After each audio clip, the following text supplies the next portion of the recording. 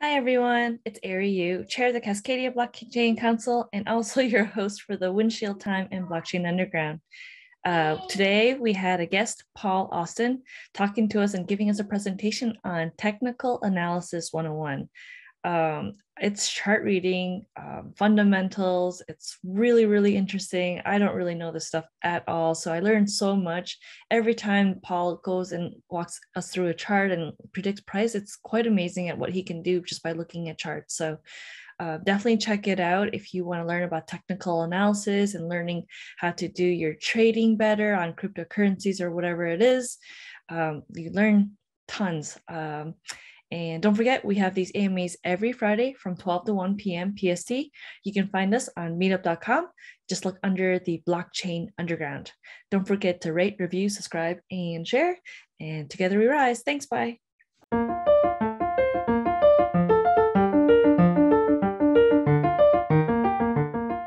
All right, welcome everybody. I'm just going to be muting folks that shouldn't be speaking quite yet so that we can have a nice clean audio file. For this, we're going to have Paul Austin join us, giving us a talk on technical analysis. Really, really excited about this because every time I talk to Paul, my eyes and my ears are just soaking it in and trying to understand what's going on. It's just been really, really insightful every time I talk to him. Hey, Paul, thank you so much for joining us. And thank you everybody for joining us on a Friday to learn about technical analysis. Paul, do you want to give a quick intro of yourself? I know you've been a big part of our community for many long time. Yes, hello. I guess I've been in for just a few months, but yeah, I know nothing about Bitcoin, and that's why I joined the group. But I've studied technical analysis for over 10 years. I grew up in Seattle, went to Alaska in my 20s to work on the pipeline up there, and worked as a pipe fitter for about 10 years. And when computers first started coming out, I wanted one of those desk jobs. And so I finished my career as a buyer with BP. When I retired, I got into technical analysis because I was very disappointed with all the brokers that had lost money, and they had a lot of terms that were impressive, and they made their recommendations and they were usually wrong.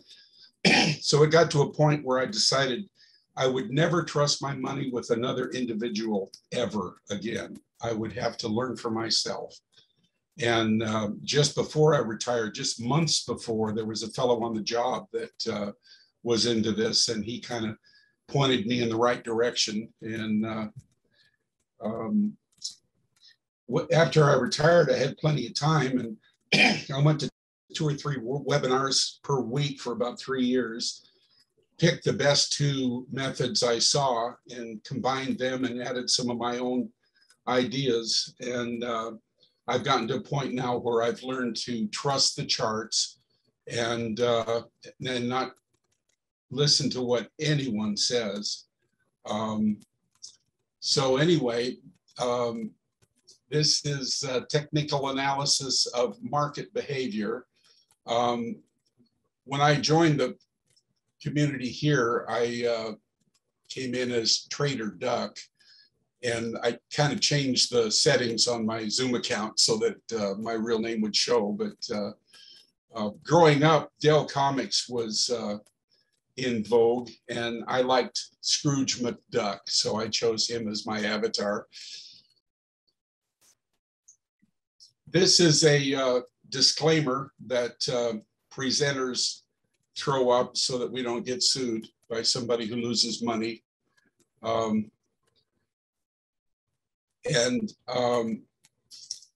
There's a lot of risk in trading, especially day trading, because of a leverage in the futures market. Futures are highly leveraged. 50 to 1 is pretty typical. So you have to really know when to get in, when to get out. And that's why chart reading is so important.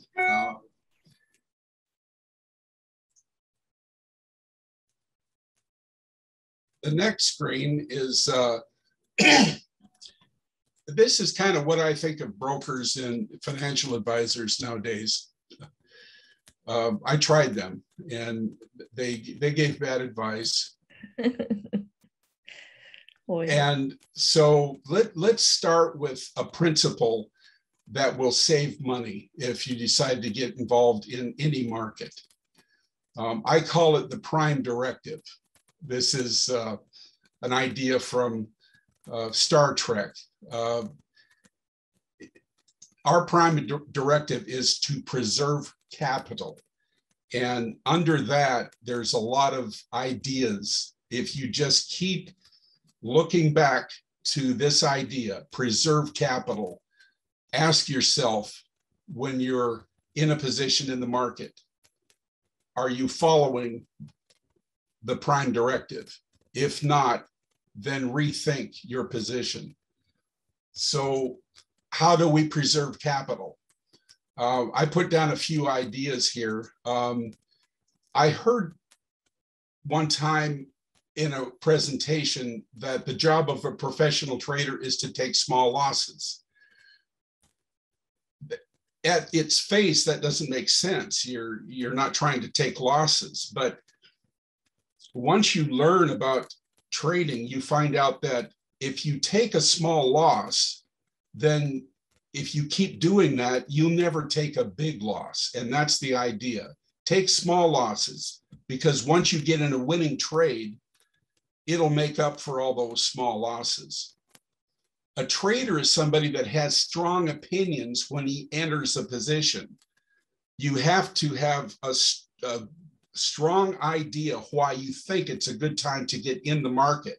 So you get in a position, but you have to have opinions that are weakly held so that you exit as soon as things start turning against you. You keep watching your indicators. When things start, when the market starts turning against you, you don't get stubborn. You exit to take that small loss. Limit drawdown. Candace Brown, in her book, Technical Analysis, all about technical analysis, she said the question you want to ask any advisor is, what is your greatest drawdown? Somebody could get into a position and lose 50%, 75%, but they're hanging on, and eventually the market turns and goes the other way, and they end up making a profit. So that'll go down in the books as a profit. And you'll never know that they could have been buried when they were in a losing position. The question that's important is, how much is your biggest drawdown? If somebody has held a loss that is a big size and then it turned in their favor, that is not a good thing. So drawdown is something that's very critical when you're in a position. You never hope and hold a losing position. We want to use tight stops. Here's an example showing price bars. If you enter a position, because here we've got the first move up and the first retrace, and then we get a signal bar back in our direction. Our entry is here at the upper blue line.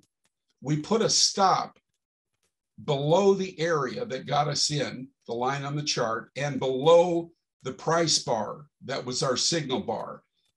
That's the limit of the risk on the trade. In this case, it would be $100 on crude oil futures. You limit your risk and you make sure that there's room to a target. There's no obstruction, no level of resistance overhead where you have at least a 2-to-1 profit potential.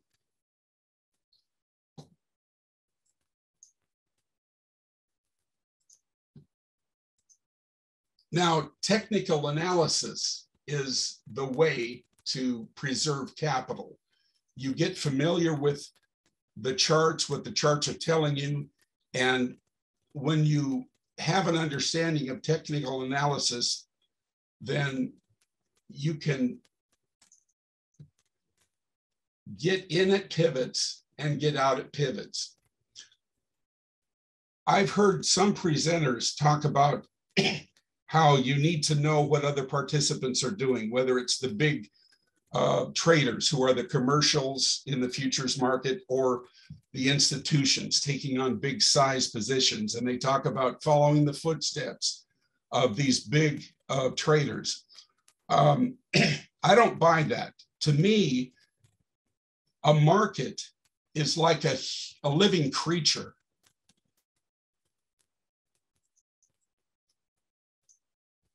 They have patterns of behavior that repeat over and over.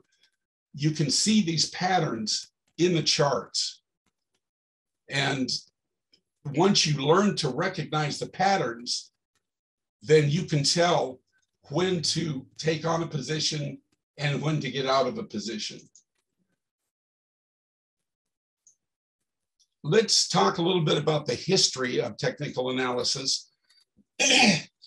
In the mid-1800s, there was a Japanese rice trader that started using candlestick, and he could see that there were patterns that would predict the market moves. The thing about candlestick patterns is they will only predict short-term behavior, maybe the next 5 candlesticks.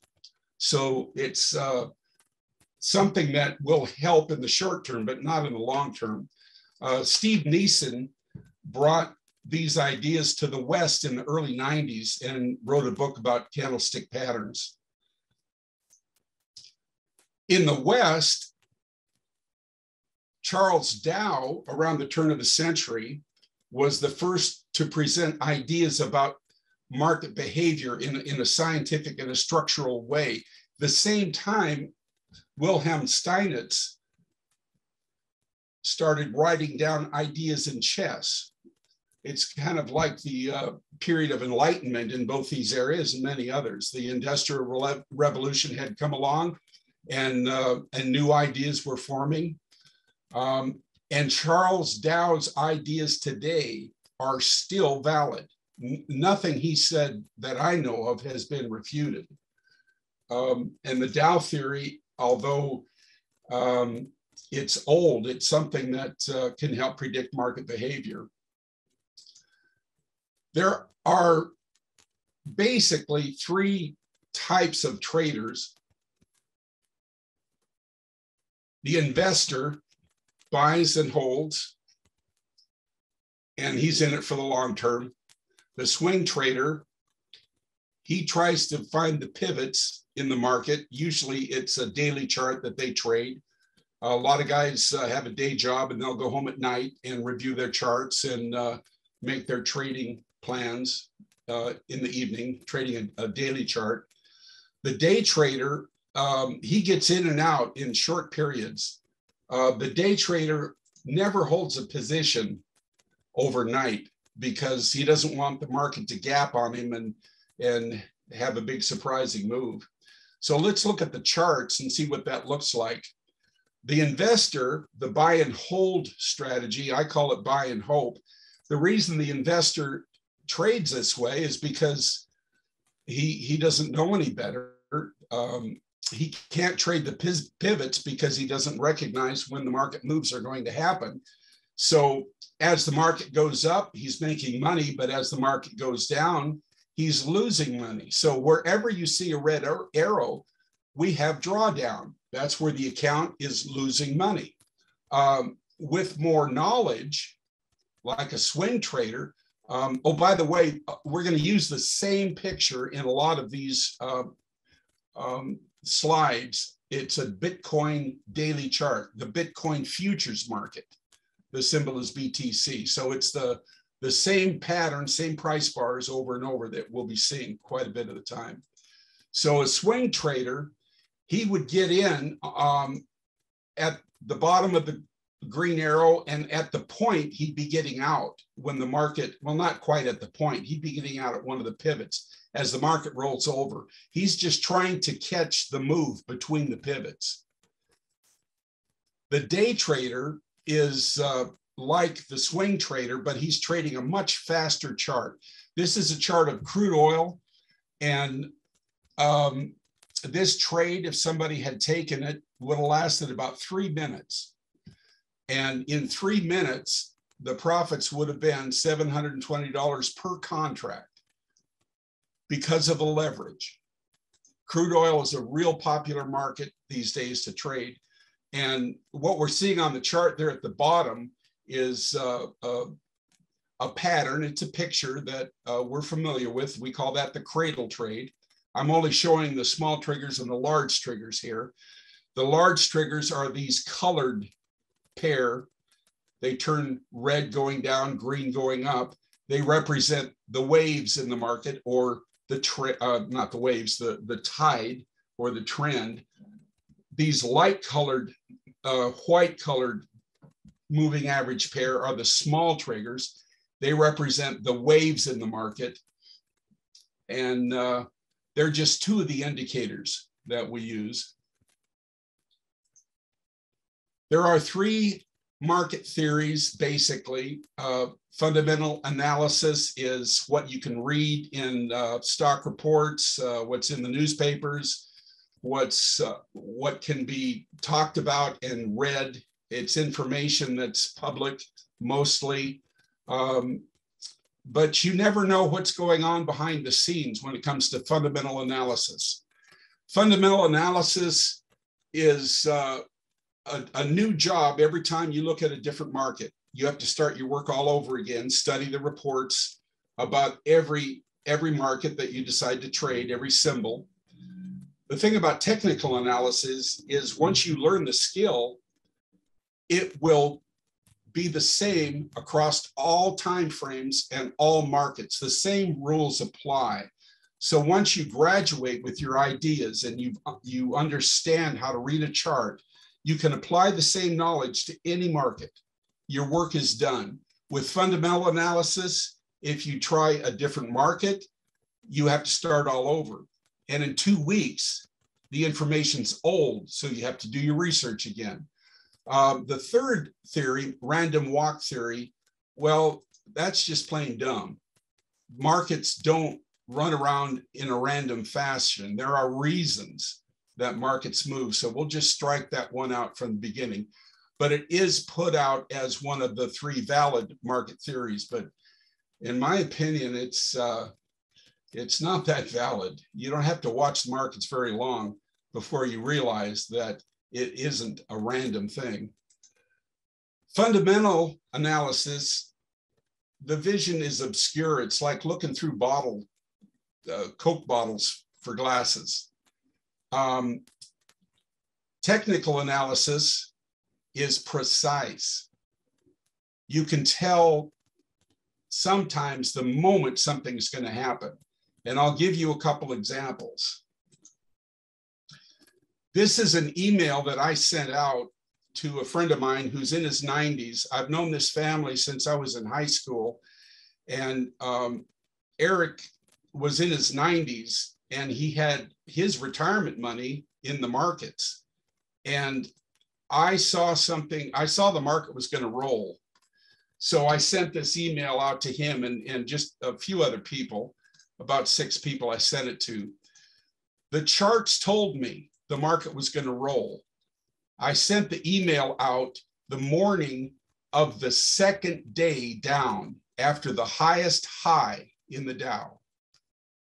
That's precision. Fundamental analysis cannot do that. And let's see what happened. The red arrow is where the charts told me the market would drop. And it did. The red line on the chart,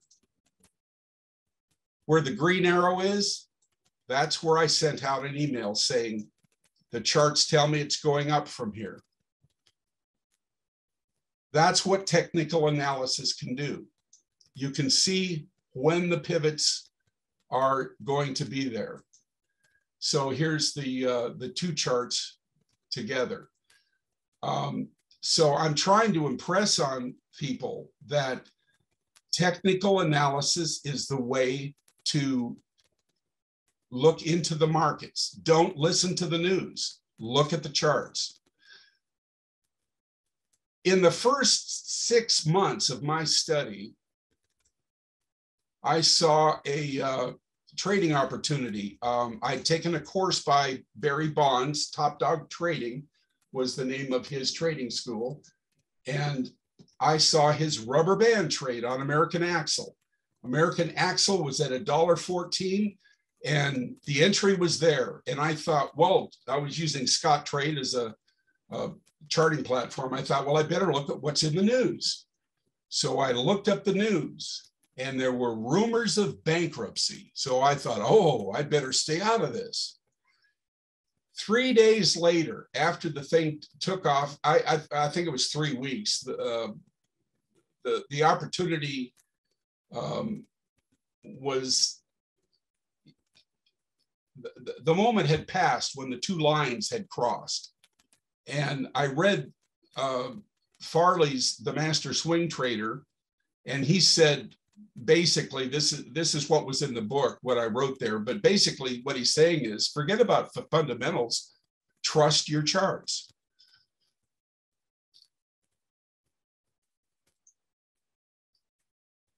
The greatest fundamental trader of all time is Warren Buffett. That's what people say. I saw this in the Financial Times just last week. And so I made a screen print of it and put it here. Warren Buffett, before Bill Gates, was the richest man in the world. And I really like the guy, and he knows his business, but fundamental analysis is not as precise. I had a cousin over for dinner on a Sunday night when I was down in Seattle visiting my brother. The cousin came over and I showed him my screen set up with multiple monitors. And 3 days later, I got an email from him. He said, what do you think of Bank of America? So I pulled up the charts and I emailed him back immediately. I said, don't buy this. This is going to take months before this turns around. I thought he was getting ready to buy American Axle. The reason he called was because he read in the news. I found out the next day, Warren Buffett had put $1.3 billion into Bank of America. Where that red arrow is, that's where he started taking on his positions. And some of his fills were up into the $7, $7.50, and $8 range. Well, Bank of America dropped all the way down to $5 late December, when where that green arrow is, I sent an email to a friend of mine who is a financial advisor, CPA. He was a broker. I met him in high school, and he was one of my students. I taught him technical analysis. Well, I sent him an email saying, buy Bank of America. He replied, oh, I wouldn't touch any of the bank stocks today. So I sat back and I thought, well, I wonder what Rick knows that I don't know, because I don't go by fundamentals. Maybe he knows something I don't know. So I didn't take the trade. Well, I'll never listen to fundamentals again. I've learned to trust the charts.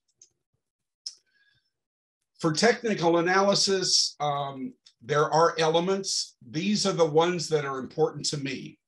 So let's go through them. Support and resistance. With support and resistance, you can draw lines on the chart using your charting tools. Fibonacci is a method that predicts levels of support and resistance. Murray math, and there's all kinds of indicators that you can put on your chart. Any line on the chart is an area that the market could bounce from. Here's Bitcoin futures, the same chart that we've been looking at, the daily chart of Bitcoin. We can draw lines from past major pivots, and this is kind of an art form. You draw a line where it looks like it comes close. These are not lines, they're areas. What happens is there will be resting limit orders in the market. When the market comes into that area, all of the market order buys or sells will consume the limit orders. If there are more resting limit orders than market orders coming in, the market won't go any further. That's why markets turn. Like right over here, the market dropped because, well, we see a shooting star there. That's a candlestick pattern. That was kind of a hint that the where you have a candle body way at the bottom, and there's this real tall wick. That's called a shooting star.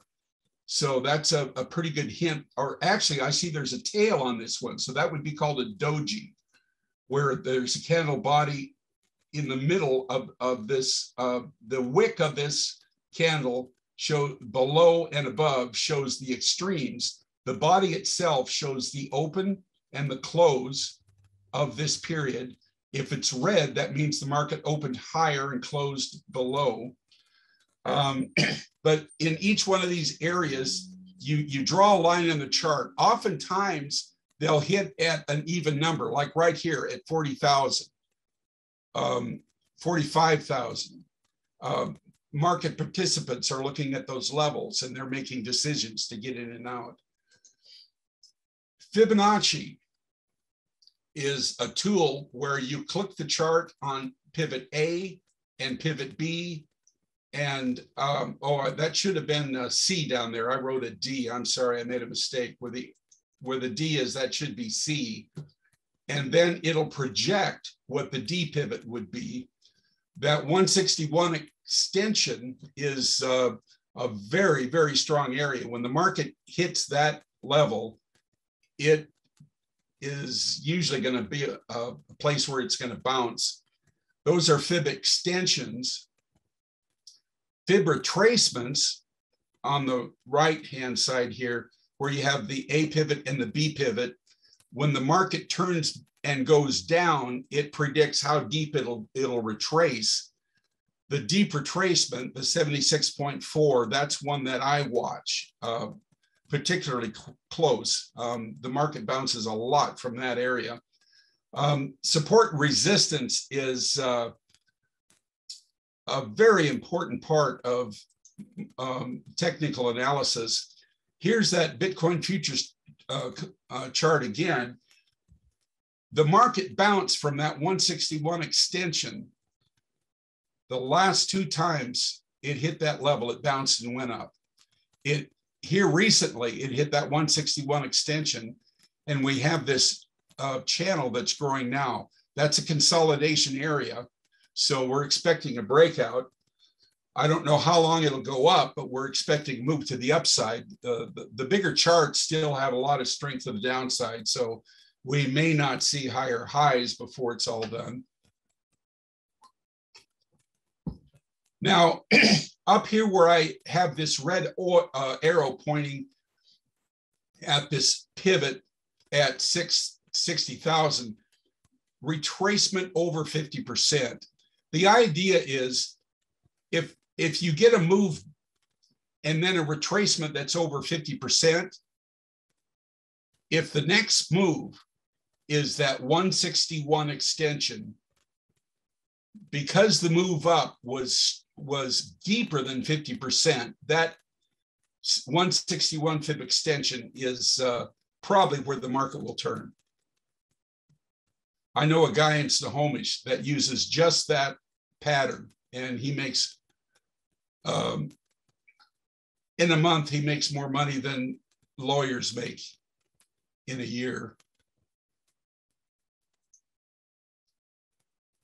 Murray math were developed on W.D. Gann's ideas, and it's an indicator that you add to your charting platform, and it prints these lines automatically.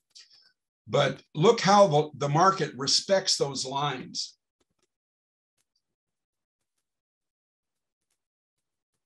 It's not 100%, but it gives you an edge. There are also indicators that you can lay down on your chart. They are lines that act as support and resistance. The Keltner channel gives us a mid band, and then an upper outer band and a lower outer band. Once the market hits the upper outer band, it's late in the move. It's too late to get in. You wait for the market to come back to the mid band. And sometimes it'll cut through the mid band and go clear to the lower outer band. These are the extremes of the market. So if you have a map of the market, you know where you are and you know where the market is likely to go next. It's like having a map of a complicated city like Seattle with all the hills and the lakes around Seattle. Having a road map helps you know how to get around town, you know, just in case you don't have GPS.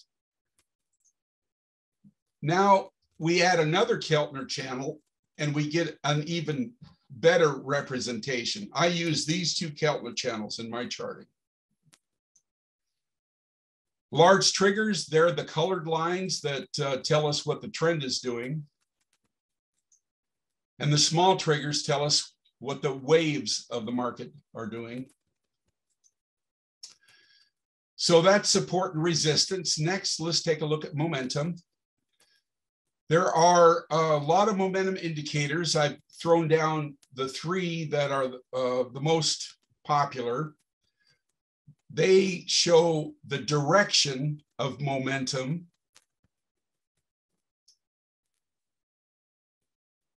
There is this MACD on the bottom. Some bright fellow that was in the next gen trading room came up with the idea to put Bollinger Bands. They're kind of like the Keltner channel. Bollinger Bands around the MACD. Back in about 98, 99, the next gen software was changed to add the MACD BB lines indicator. This is a momentum indicator combined with a volatility indicator. This hybrid indicator is what I call Doppler radar to a trader. Where there's a scallop line with the distance between this black line and these BBs, that separation tells us that momentum is weak and the market will turn. When the BBs are evenly spaced and the yellow line is straight, that's a strong move. It's like a tug of war. You've got the green team against the red team. If the rope is straight, then they're pulling hard. Don't go against that strength. But when they get scalloped, like here on the bottom, that means that's a weaker look. But look where we had separation at these pivots. The market turned where we had separation. Next, let's look at cycles. These are momentum cycles. This is the white line from the stochastic. This is the fast stochastic line, the 14-day look back period. And we can see that the pivots in the market aligned with that momentum indicator. When the stochastic cuts down below that black line at 80, that's a signal. When it breaks above 20 going up, that's a stochastic signal.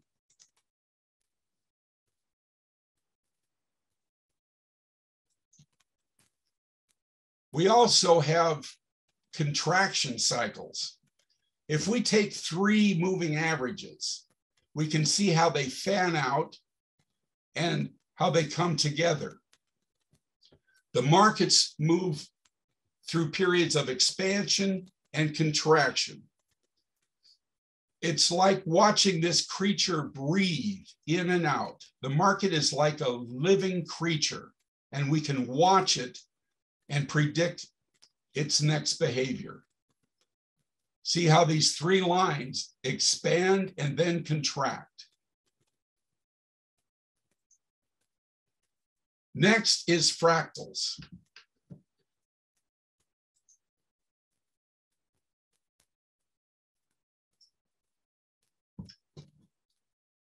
If you go to spiritual workshops, you'll hear the phrase, as above, so below. Greg Braden is one of the guys I like to listen to. He was at an event down in Mexico when someone who was an astronaut told him that NASA had a machine that you could put a leaf into and it would project the whole tree. I'm not sure how that would happen. I'm not a scientist, but I thought that was very interesting. He was telling us that as he was discussing fractals. We see fractals in nature. You can see the fern here where each little piece is the same as the overall whole. Here's what fractals in the market looks like. This is the same Bitcoin daily chart on the right, but to the left of it, we have a 3-day and an 8-day.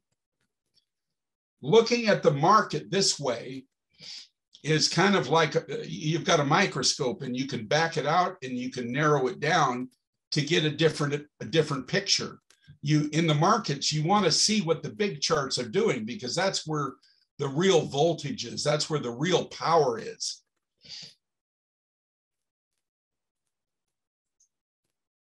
Next, let's look at patterns.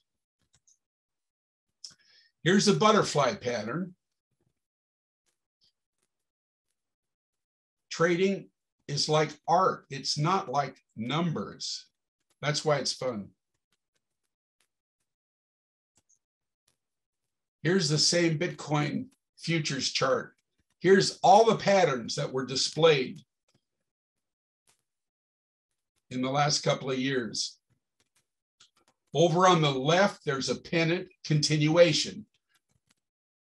In chart patterns, you have continuation patterns and reversal patterns. Some consolidation patterns don't tell you which way the direction is going to be when it breaks out. You get a lot of hints from other things in the chart. But if you can recognize what the market's doing, then that'll tell you what you should be doing. When you see these patterns, then you know what to expect next. The head and shoulders reversal pattern, according to John Murphy, who was the first to write a book that was a very complete book of technical analysis, he says it's the most accurate of all reversal patterns. Then we get this descending triangle where the market broke out of that, then created a flag where the market broke out of that. And then at the top, I put a question mark behind Batman because I haven't seen that anywhere else in books or anything, but I keep seeing it in the charts. I don't know, maybe. Is that a pattern? Who knows? Looks like Batman to me. This channel is a consolidation area. These are areas where people are taking profits. And, you know, sometimes they break out to the downside. Sometimes they break out to the upside. You kind of have to trust your charts and let them tell you which direction. Symmetrical triangle is one of my favorites. They show up all the time.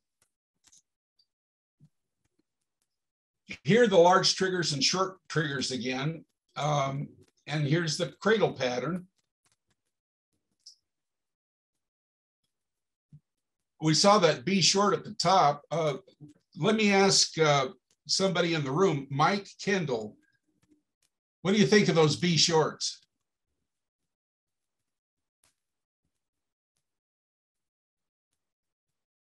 Oh, Mike's out walking the dog, so we'll have to let him stay with that. The idea is you have a picture in your trading plan that describes the entries and exits that you will take.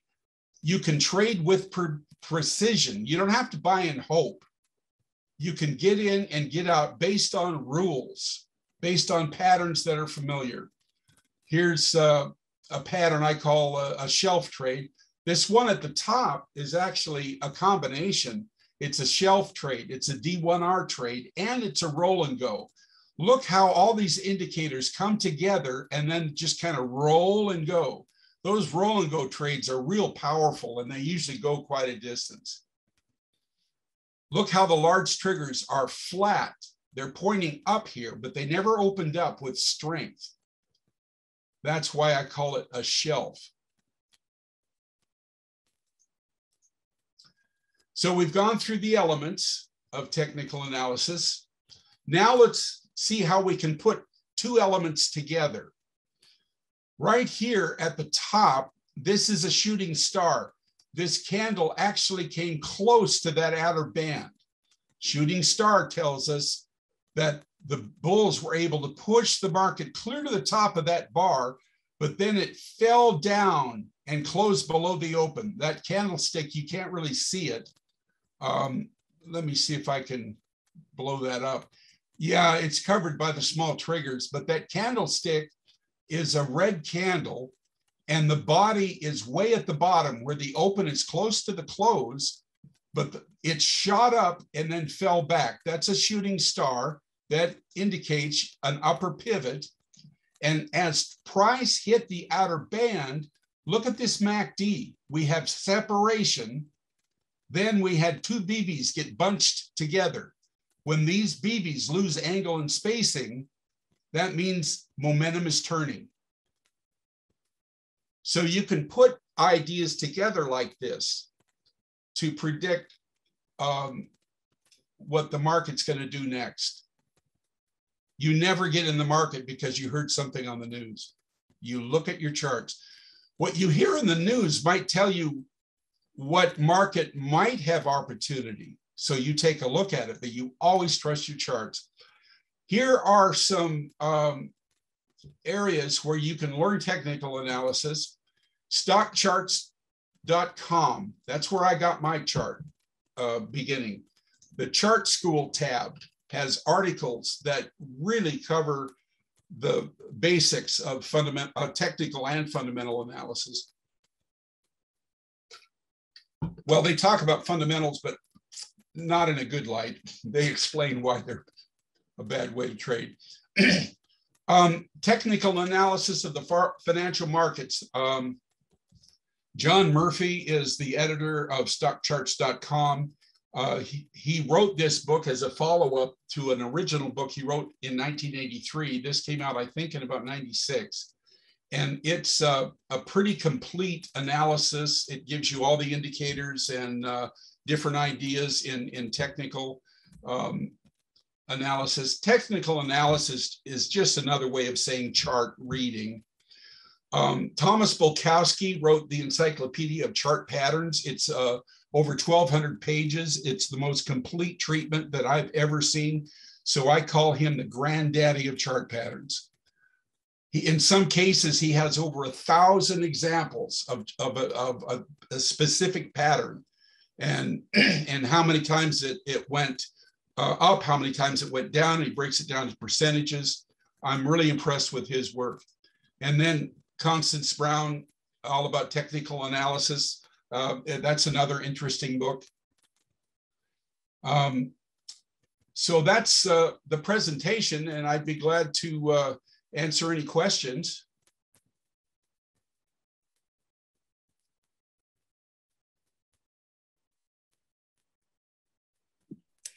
Thank you so much, Paul. I'm like, one, man, I gotta get those books and then take a few weeks off to study it at least. Does anybody have questions that you'd like to ask Paul? Do you have a specific time frame that you trade on? I use a lot of time frames. I have a large workspace with daily charts, and there's about a dozen of them. And I have a medium workspace with minute charts. And having charts closely linked in that way, you can see how the charts to the left push the ones in front with power. And the charts in the front, you can see how they lead and pull the charts behind them. So it ends up being almost like a serpent, where some charts are going up and some charts are going down. Multiple time frame analysis, the fractal thing, was the hardest thing to get used to, because some charts are telling you one thing and other charts are telling you another. You have to understand, you have to be able to see how they balance out. But over time, it gives you a better crystal ball. Nice. It's interesting you mentioned gapping, and I don't look at the traditional markets as much anymore. I mostly just look at crypto, which is nice because there is no gapping.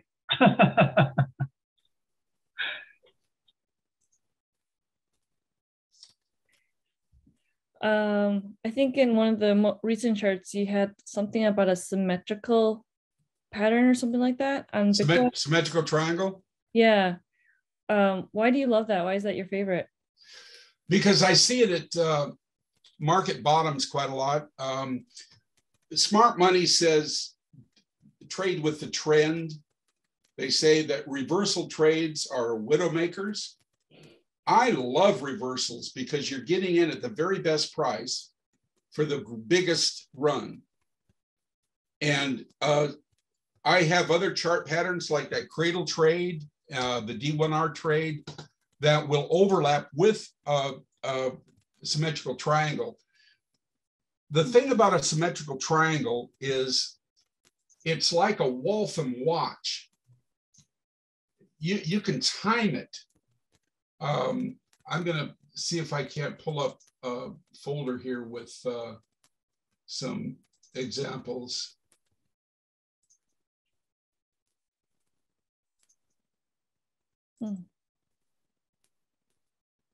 Well, that'll take too long to dig it out.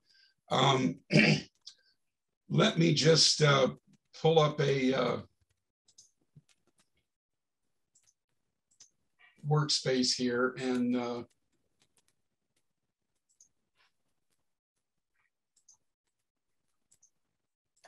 we're going to pull up a fast chart. Usually I look at Renko bars, and we'll find a symmetrical triangle. The thing about a symmetrical triangle is you can see that the market is contracting, and after market contraction, you usually get an expansion. Like right here, where we've got this chart on gold, where we're getting a symmetrical triangle right there. With a symmetrical triangle, the breakout will come after 3 hits to both trend lines, when the market has reached 2/3 to 3/4 of the distance from the beginning to the apex. These two lines will never meet. The breakout's going to come before they meet. And with the contraction of the market, you get in a really explosive move. So it's going to go to the moon very shortly here. Well, this is gold, and this is a very fast chart. These are, and I'm not connected to data, so the market's not moving. This was, I guess, I didn't refresh my gold chart since last night, 2 in the morning. I was up late, getting ready for the presentation. But yeah, and especially look here where you see that red line. Yeah. Well, that's a Murray Math line. We trade from areas. You never trade out in the middle someplace. You trade in an area where the market bounces and gives you a pivot, because then you put your stop right behind that pivot bar. So the distance between the entry and the stop is a very short distance, and you're not risking much. So if you're wrong, you don't lose much, and you wait for another opportunity. By trading pivots in the market, and especially using these Renko bars. With Renko bars, you get green bars in a row, that you don't get this flicker back and forth. With time-based charts, you get a red one, green one, red one, green one. You get all these pivots that are meaningless, little tiny pivots that end up just being head fakes. With Renko bars, once you get a pivot, once the red turns green, it usually goes away before you get a move in the other direction.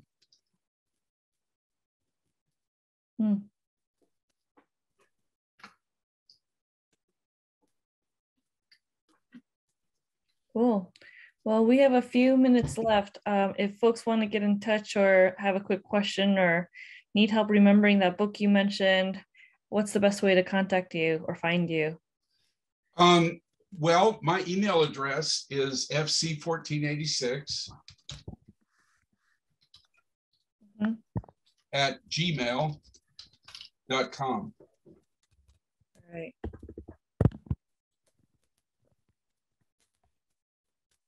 And the last words of advice for someone that wants to get into technical trading and analysis? Stay out of the market and study. Study. If you're participating in the market, then your mind is on your money. Take your mind off the money and focus on the beauty of the charts. If you can develop a passion for the art of trading, once you master that, the money will take care of itself. And it's not an easy thing. It takes time. In his there's a famous book called The Way of the Turtle. The author wrote another book called Trading from Your Gut. Curtis Faith, in Trading from the Gut, he talks about the subconscious mind, and he said rule-based traders take about a year to become profitable. If you are a discretionary trader where you get in where it feels right, that takes about 5 years. So the best thing to do is to find a trade setup that works, that has rules. Then never take a trade that doesn't meet the rules. Discipline. Yes, it's discipline. All of the presenters for 3 years, 2 or 3 webinars a week, and everybody was saying the same thing. Trading is 20% method, 80% psychology. Yeah, I believe that. Can I ask a question? Yeah. Yes. Oh, I'm sorry. I'm not very familiar with Zoom, so I had to figure out how to unmute myself. But in any event, so I've been a student of Paul's for about 8 months, and I've been studying technical analysis for about 4 years. Wow. And as I dug, the experience I had was as I had read books and dug my way through the internet, I saw a lot of trend lines. I saw a lot of Fibonacci too. But one thing that I encountered time and time again was scams. Websites where this guy says, give me $500 and learn my, 3-step simple method that's going to make you wealthy. And in my experience, those have all been scams. Do you have any thoughts, Paul, on how people can recognize and avoid these, follow my simple method scams? Well, if you hear somebody say, all those indicators, too many indicators, he's got something to sell you. If you're on a 747 and the pilot says, I've got too many indicators, I think I'll take some out, how would you feel? The more indicators, the more data you get. The thing about having a lot of indicators is you have to learn how to read them, just like all those instruments on a 747. So if somebody has a simple method to sell, he's going to criticize everything else. If somebody recommends dollar cost averaging. Run away. You have to trade with precision. Never take a big loss. But if you read Murphy's book and get on stockcharts.com and go through those articles, then you'll know enough to be able to question some of the things that you might hear from somebody that's not that reputable. And even people who are have good intentions. It's kind of like that George Willis movie, Sixth Sense, where that 6-year-old kid says, I see dead people, but they don't know they're dead. Well, I see ignorant people, but they don't know that they're ignorant. They think that what they learned is the way to go. I've been in presentations where chartered market technicians were the guy in the room. There's only been, last I checked, 1,200 of those titles given in 40 years. And chartered market technicians learn what is common knowledge. And even the experts, I don't listen to them anymore. I think a person has to study enough so that they can trust their charts and not listen to anybody else. Can I chime in? Sure, we're a little over time, but 1 minute, go for it. Well, I don't have to go, but I just wanted to mention something. So I've been in this world since 2009. So I'm kind of an old timer. And a few years ago, I don't know, 5 or 6 years ago, I went to this presentation and I keep saying, I don't understand, I don't understand, I don't understand. And then my friend who came late said, what is it that you don't understand? This complete scam. So even I, who is very skeptical about everything, keep thinking that I didn't understand what they were saying. Even though I did, I just didn't want to think that somebody's standing in front of me live and trying to scam that badly. I think that the blockchain environment is so complicated that anybody says it's simple, anything simple is definitely a scam. Yeah. Everything you look at, you have to start with, it's a scam. Let me prove it to me that it's not, unfortunately. Yeah. I wish it was the other way, but that's my experience in this world. Also, can you close the thing so we can see each other? Good advice, Marina. I also posted the link to the lawsuit. Oh, thank you. Well, I have to run, but thank you, Paul, so much for sharing. I'll share the recording as soon as it's up. Great question, Mike. And thank you, everybody, for joining us. It was really, really informational. And I think I might actually take up studying for a year on this. You might have sold me on this for sure now. I might. There is one thing I want to mention that Paul will probably disagree with. Once you start trying to do predictions and markets and all of that, you're competing with professionals. And until and unless you're willing to give up everything else you're doing in life, you're not that much smarter than a group of people who's been doing it for decades. And so if you're doing it alone, and you're going to win for a little bit or for a little while, but I think, and this is why this helps. But in general, again, if you're not willing to give up the rest of your life and organize a group that does different things at all times and watches it 24/7, it's a futile exercise. Well, thank you for sharing your thoughts, Marina, and thanks everyone for joining us. And we'll see you next week on March 25th, Friday. Have a great weekend, everyone. Thank you so much for Paul for doing this for us. Really, really appreciate it. Well, thanks for allowing me to. Okay. Well, have a great weekend, everyone. Bye. Bye. All right. Welcome to Windshield Time, y'all. Thanks for tuning in. This podcast is non-technical, fun, informative way to learn about money, Bitcoin, blockchains, crypto, and digital assets for busy parents and working folks who are curious about these new technologies. Day, Arry, and their guests talk about these evolutionary systems of money and what they do, y'all. Because what part of your life does money not touch? This podcast is not financial advice, and your reactions are your total and complete responsibility, y'all. Now, thanks again and enjoy the show. What are you doing? Stuck inside.